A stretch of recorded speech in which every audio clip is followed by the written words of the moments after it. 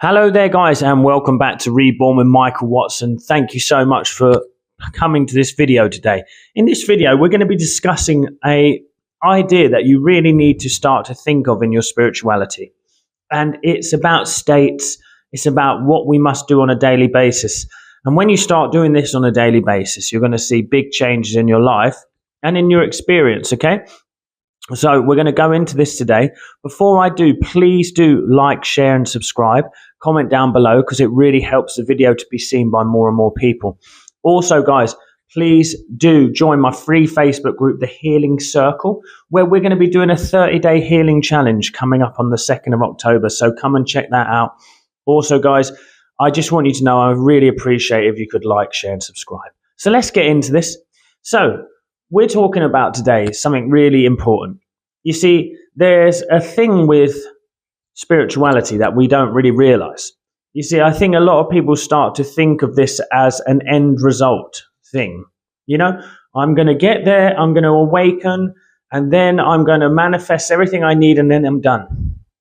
Well, I want you to know that with spirituality, you need to start seeing it as something else. With your manifestation techniques, you need to see it as something else. And this is it. There's two parts to this video. It's inspired by the great Neville Goddard and Joseph Murphy. So we need to talk about this.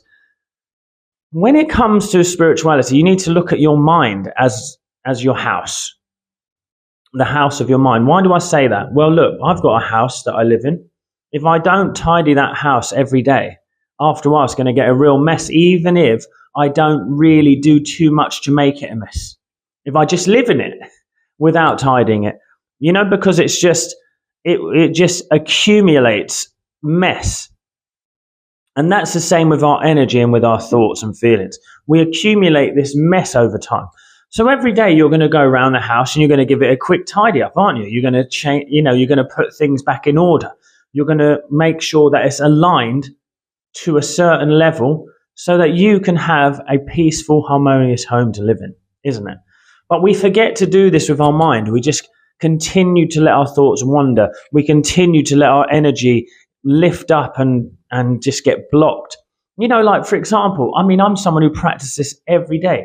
And for some reason today, anxiety has come up in my energy, has come up in me. Now, why that has come up, I don't know. But what I'm doing is dealing with the energy. So I'm noticing that energy. Now, the thing is I actually think it may have come from a strong coffee. But it also comes from the fact that when life isn't going exactly how you perceive you want it to go, you start to have these reactions. But the truth is that there is so much that we don't understand how life is working for us, that my physical self is recognizing some issue. My spiritual self knows that all is well. So the thing is that we have to do is we have to align the physical and the spiritual. So what I'm going to do is I'm going to notice that state that I'm in. This is Neville Goddard we're coming to here, because it's a state of being. The state of anxiety is me living in the state of fear. Now, I want to change that state of being, because when I change that state of being, I'm actually going to change the reflection of what's happening outside of myself, you see? So then I work with the energy. So you have to see the energy as something that you need to clean up. You need to work with. You need to clean your thoughts. Where are your thoughts going? Well, if you can't tell where your thoughts are going, you can usually tell by how you're feeling that your thoughts have been going in a certain direction. Because the thought comes first and the feeling happens, but then the feeling perpetuates the thought to continue. You see? So we want to change that state of being. Now, it's hard to go straight from anxiety to gratitude or something like that. So the main place that we want to aim for is peace, ease. So all you have to do is you have to notice the energy and you have to sit with it and you have to recognize it on the body, okay? And you recognize that, and actually by recognizing it, you disconnect from it because you realize it's just a feeling. It's not a truth. It's a feeling that you're having. It's not a truth necessarily. So we take that feeling and we sit and breathe into it. We relax and release into that, okay? And that is fantastic. That's what's going to happen there, okay? But then once we've cleaned up the house, we may want to redecorate. You see, it's easier to redecorate a house once you've cleared it, isn't it? And that's what we forget. So to change the state then, we've cleared it, we've come to peace. So now I want to start to step into the state of the wish fulfilled. So all you have to do is you have to recognize what that wish fulfilled feeling is and align your mind with that end result. You don't even need to overly extend your emotional reach. You just need to now align gently your intention towards that state of being, So what is the state? Well, it is that you're fully booked. It is that you've got the house you desire. It is that all your needs are met. So what do? We stay in that state of being. How would I feel if I was in that state of being without thinking that I've got to force some feeling? Well, I'm going to feel really at ease, joyful, harmonious, happy. So I'm just going to feel in that state of being, in that peaceful, easy state of being. It is as simple as that. And Neville Goddard talks about it very well. The kingdom of heaven is actually a place in your mind. It's the place where your mind can go to create heaven on earth. So you step into the kingdom of heaven in your own beautiful imagination. Joseph Murphy touches on this too.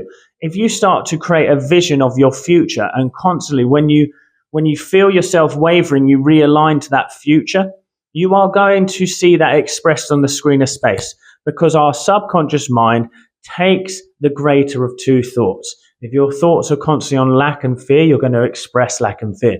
But if you can notice those fearful feelings, overcome them, clean them up by noticing them, sitting with them, breathing, relaxing, cleaning the house of your mind, then you can start to redecorate with the thoughts and feelings of the future.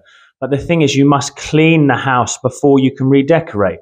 You must clean the state that you were in and bring yourself to a neutral state of being before you can change state into the higher vibe state of being, And remember, we want to harmonize with life, not try and forcibly create.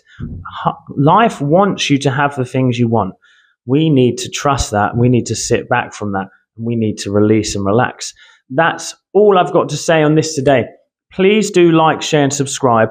Comment down below. And guys, I have a few spaces left for one-to-one coaching this month.